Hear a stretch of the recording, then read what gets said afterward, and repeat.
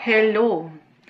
Hi Libra, mid-month of June 2025, mid-June. Ito na po ang inyong reading. Kuha lang tayo ng ilang guidance advice para sa inyo. Mensaheng gabay lamang po. Libra, anong kailangan mong marinig right now? Guidance advice para sa iyo. Libra, kamusta ang mid-month para sa iyo? Anong parating? Anong guidance advice para sa iyo ang marapat mong marinig? Libra.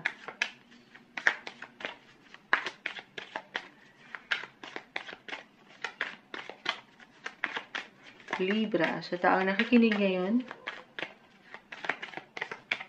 Libra. Okay. Medyo wala nagpapakita. Tingnan muna natin to. The Five of Swords. S in reverse. Okay, marami na rin pala to. The Four of Pentacles, Ace of Wands is in reverse. The Wheel of Fortune. Pakita natin sa live. Live na live po tayo. Page of Pentacles. Sige, mag-add pa ako. Libra. Anong ganap? Anong parating sa'yo? The Five of Cups. 5 and 5. Five of Swords, Five of Cups. Pa-isa-isa. The High Priestess. Libra. Mid-June. Mid-month of June, Libra. Eto na. Uy, puro 5. 5-5-5-2 na ang umaangat, guys. Five of Swords, Five of Cups, Five of Pentacles. And the Justice card. This is your sign.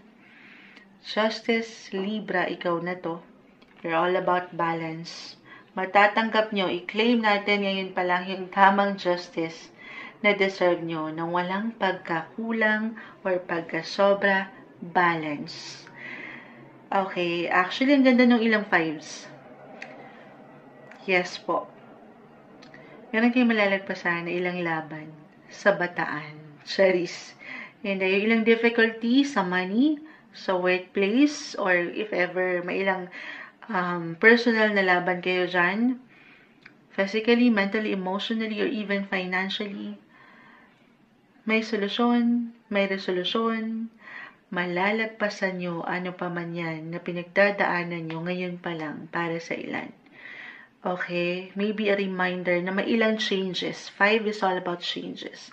May movements. Dumadaan kayo sa transitions, transformation, may pagbabago pa. Everything is temporary. Tumingala ka daw, Libra. Pakita ko sa iyo. Yung, mula dito sa ilang disappointments or regrets nyo, relationship man, business, professional, hindi natatapos dyan ang ilang sitwasyon or ang inyong buhay. The tables will turn, Libra, Wheel of Fortune. Nasa inyo ang alas, aayon na sa inyo ang batas. Wow! May rhyme lang. Hindi, why not? For some of you na may ilang laban talaga, Justice card umangat. The Five of Swords. Laban, hindi po isang legal advisor ang Moonchild, ha? Simple card reader lang tayo. May rhyme lang ni Moonchild, eh. Hindi. May papanalo nyo to. Win-win situation yung aking nakikita. I-claim na ba natin? Of course, manifestation card, guys. The Page of Pentacles po ay narito. Stay positive. Tanggapin nyo na. Ipahayag nyo na. Panghawakan nyo na merong opportunity na parating sa inyo. Merong good luck. Okay? May advancements, work-wise, money, or may promotion, kahit sa simpleng recognition, nasa inyo ang luck, nasa inyo ang alas. Good luck, yes po. Huwag lang kayong pangingibabaw ng pangamba. Sa ilang pagbabago na ito, sumabay kayo. Tumingala kayo sa kanya. Lalo pa if ever parang ang hirap paniwalaan ng ilang situation. Manifestation, guys. Surrender niyo lahat ito sa kanya. Samahan ng dasal. Okay. Maganda yung ilang indikasyon na umaangat dito para sa inyo. Kumbaga, follow your heart. For some of you, relationship-wise, may improvements. Connection, reconnection, reconciliation, may pagtanggap, pagpapatawad. But of course, iba-iba po tayo dyan. Sana, ano man ang katayuan sa relasyon, at the end of the day, pipiliin nyo kung saan kayo higit na balanse, kung saan natatanggap nyo yung parehong halaga na ibinibigay nyo sa inyong mga kapareha, if in a relationship. Okay? Kasi, syempre naman, dapat lang, merong give and take. Very important ngayon ang connection, communication, papaangatin ng boses sa mga gusto mong iparating nang nasa balanse, nang walang pagkakulang or pagkasobra.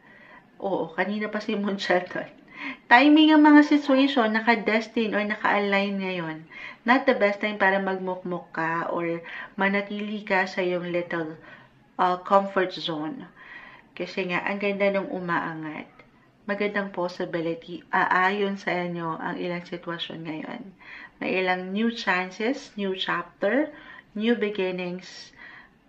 Ayan, ang naghihintay. Mid-month, guys, gusto nyo yun.